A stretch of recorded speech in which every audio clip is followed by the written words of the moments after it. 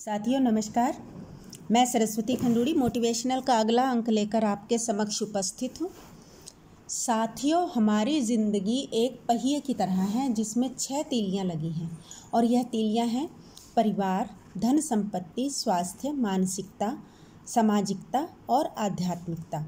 इनमें से कोई भी तीली अपनी जगह से खिसक जाए तो हमारे जीवन का संतुलन गड़बड़ा जाता है।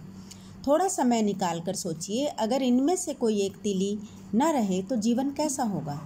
बहुत सारा पैसा जीवन में सुख नहीं दे सकता, बहुत सारा पैसा जीवन को खुश नहीं रख सकता। दरअसल पैसा ही सब बुराइयों की जड़ है। यह भी सच नहीं है पैसा भूखे को खाना, गरीब को दवाई और ज़रूरतमंद को कपड़ा देता है। यह सिर्फ लेन देन का जरिया है। पैसा कमाने के लिए ज़िंदगी की हर तीली को महत्व देने की आवश्यकता है।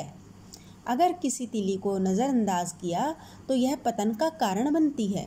कुछ लोग इतने व्यस्त होते हैं कि वह अपने परिवार, सेहत और सामाजिक जिम्मेदारियों को नज़रअंदाज कर देते हैं और जब उनसे पूछा जाए कि वे ऐसा क्यों कर रहे हैं तो कहते हैं ये सब अपने परिवार के लिए ही तो कर रहे हैं।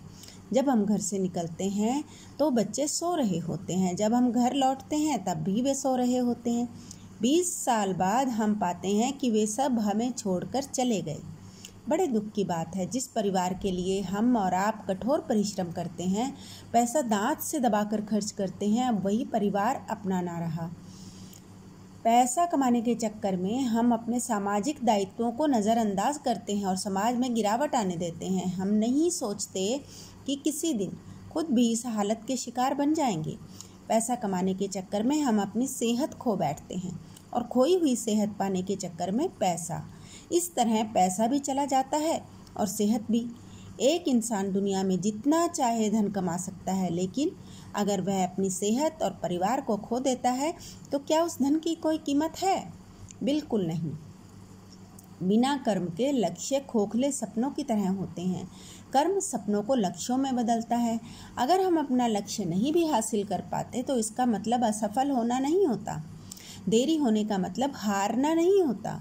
जैसे कैमरे से एक तस्वीर लेने के लिए फोकस करना पड़ता है, वैसे ही हमें भी सफल जीवन पाने के लिए अपने लक्ष्यों पर फोकस करना होता है। अपने ऊपर डर को इस प्रकार हावी न होने दें कि काम को करने में कितना समय लगेगा यही सोचते रहें।